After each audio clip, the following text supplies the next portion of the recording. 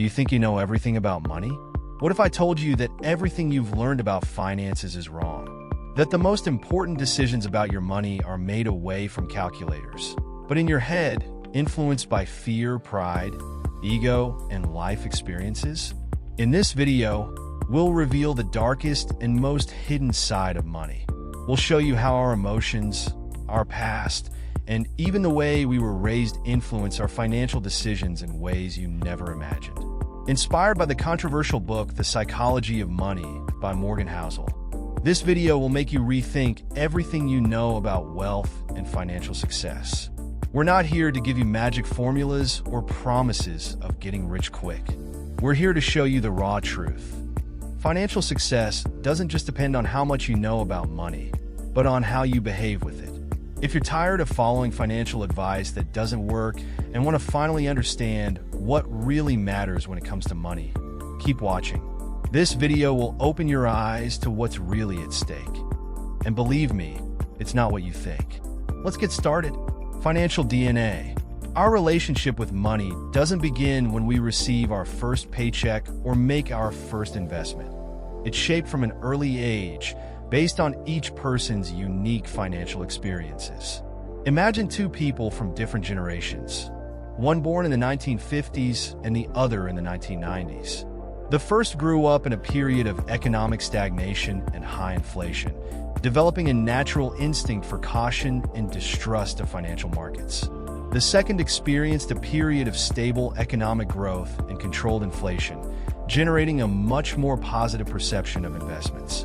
These distinct experiences shape the way each person views risk, financial success, and investment opportunities. The psychology of money teaches us that our attitudes toward money are deeply influenced by our life experiences, and this is reflected in our financial decisions. Too often, we judge the choices of others without understanding the personal and historical context that shaped their decisions. Someone who grew up during an economic crisis may see saving as a moral imperative, while someone who lived through a period of abundance may see consumption and investment as ways of expressing optimism and confidence in the future. Each financial decision is, in fact, an expression of a unique life story and a set of emotional experiences that we carry with us. That is why when we talk about financial success, we are not just talking about numbers and mathematical calculations. We are talking about human behavior, emotions, and experiences. Understanding this is fundamental to understanding why financial strategies are not universal and why what works for one person may not work for another.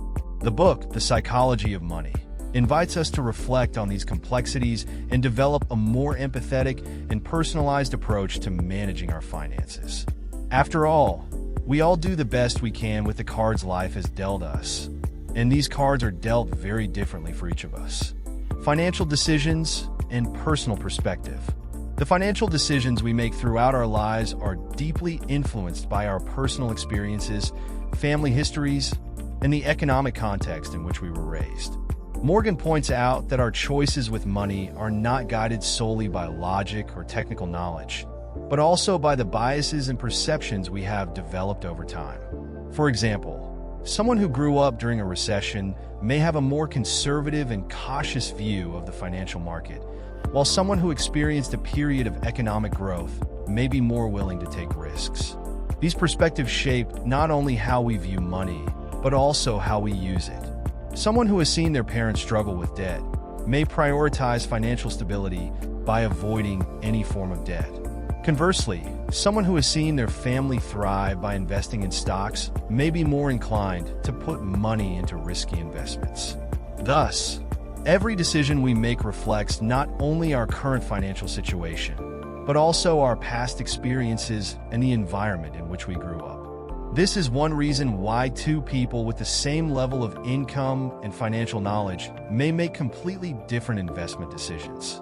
Understanding that our financial decisions are influenced by our personal histories is crucial to developing a more empathetic and realistic approach to money. Rather than judging others' financial mistakes or even our own, it's important to recognize that these choices make sense within each person's unique context. The real skill lies not in following a universal financial formula, but in understanding and respecting our own psychology around money. By accepting this, we can begin to make decisions that are more aligned with our personal values and goals, rather than constantly comparing ourselves to others. The power of compounding. When we think of successful investors, Warren Buffett's name inevitably comes to mind. What many don't realize is that the bulk of his fortune came not from his investing skills alone, but from combining those skills with the power of compound interest over decades.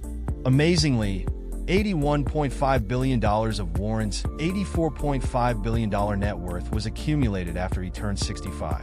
This illustrates that the real magic of his wealth lies in having started investing early, allowing compound interest to do its work over time.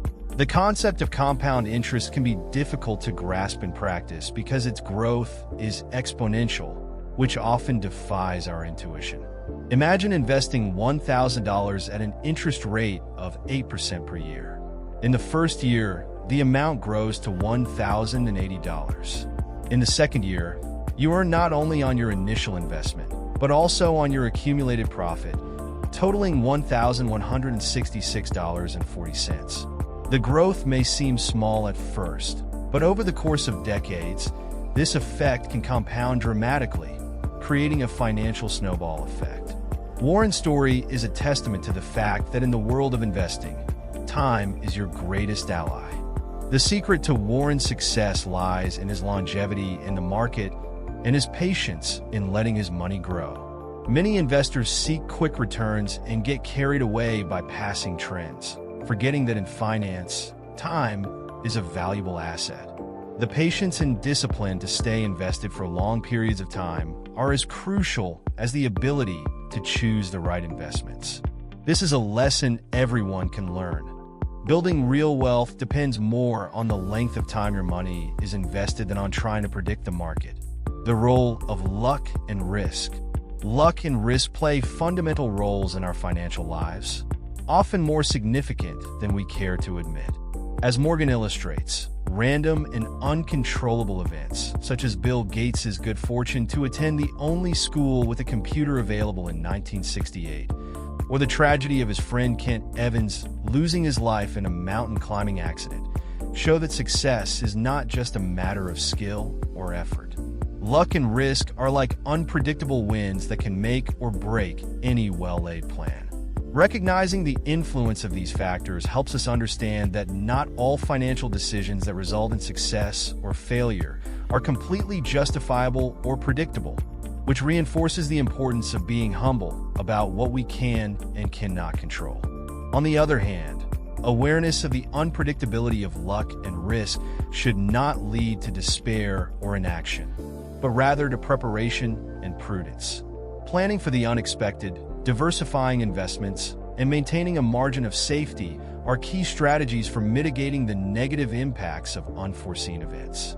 Accepting that life is full of uncertainties and that we do not have complete control over the outcomes can help alleviate the pressure to make the perfect decision all the time. Instead, the emphasis should be on building a solid foundation that can withstand the inevitable ups and downs, always remembering that in the game of life and finance, luck and risk go hand in hand. Optimism and pessimism in money. When it comes to money, pessimism often seems more convincing than optimism. This is because bad news has an immediate and intense impact on our emotions and, consequently, our perception. For example, a stock market crash, an economic recession, or a sharp rise in inflation make headlines and dominate conversations, reinforcing the belief that the future is uncertain and bleak. This pessimistic bias leads us to be overly cautious, sometimes even paralyzed by fear of potential losses, without realizing that economic history shows a long-term trend of progress and growth.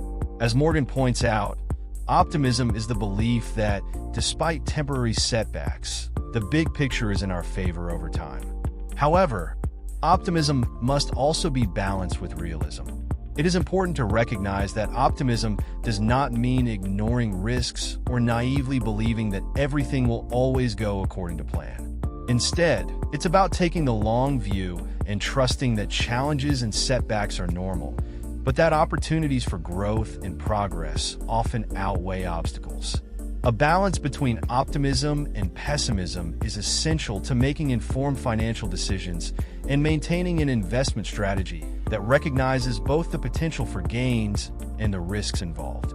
Ultimately, the key is to maintain faith in continued progress, while not underestimating the need to be prudent and resilient in the face of market uncertainty. The importance of controlling your time. Controlling your time is the true measure of wealth, more valuable than any amount of money you can accumulate. According to Morgan, the true purpose of pursuing financial independence is not simply to accumulate material goods or reach a certain amount in your bank account, but to gain the power to do what you want, when you want, with whom you want, for as long as you want. The freedom to choose how you spend your time is one of the greatest indicators of happiness and personal satisfaction. Too often, however, people get caught up in a relentless pursuit of more money, compromising their time and freedom. The biggest irony is realizing that, in the race for more wealth, many end up getting stuck in exhausting routines that undermine their ability to enjoy what really matters. Therefore, controlling your time means having the autonomy to decide where to invest your energy without feeling obligated to follow paths that only drain your well-being. Investing wisely is not only about multiplying your money, but also about ensuring that the process does not rob you of your ability to live fully. Morgan emphasizes that more important than earning more is knowing when to stop and enjoy what you have. After all, the ability to control your time is the true dividend that money can offer, allowing people to live their lives more intentionally and meaningfully, away from constant pressure and stress. Knowing when enough is enough. Knowing when enough is a crucial lesson that many people overlook in their relentless pursuit of greater wealth. Morgan Housel points out that in the race to accumulate more money, many people forget to define what enough truly means to them. This lack of clear boundaries can lead to an endless cycle of greed and dissatisfaction, where one never has enough, no matter how much one earns. This is where the importance of self-reflection comes into play. Understanding your true needs and setting boundaries can bring a sense of peace and contentment that simply accumulating wealth can never provide. Often, the pursuit of more is driven by comparisons to others, but Housel reminds us that there is a unique freedom in recognizing the point at which what one has is enough. By establishing what is enough, we avoid falling into the trap of risking more than we can afford to lose. Morgan argues that many financial problems, such as excessive debt or reckless investing, stem from an inability to recognize when one has reached a comfortable level of financial security. Knowing when to stop is a way to protect yourself from the natural impulses that can lead to poor financial choices. It's not just about being prudent, but also about recognizing that happiness doesn't depend on a specific number in your bank account. True wealth comes from living a balanced life, where money serves as a means to an end, not an end in itself. Conclusion. In The Psychology of Money, Morgan Housel invites us to reflect deeply on the true nature of money and its influence on our lives. Through an insightful analysis of how money is shaped by our psychology, behavior, and personal experiences, he challenges the traditional view that accumulating wealth is simply a matter of financial skill and knowledge. Instead, he reveals that financial success is closely linked to our ability to understand and manage our emotions, expectations, and the unpredictable impact of risk and luck.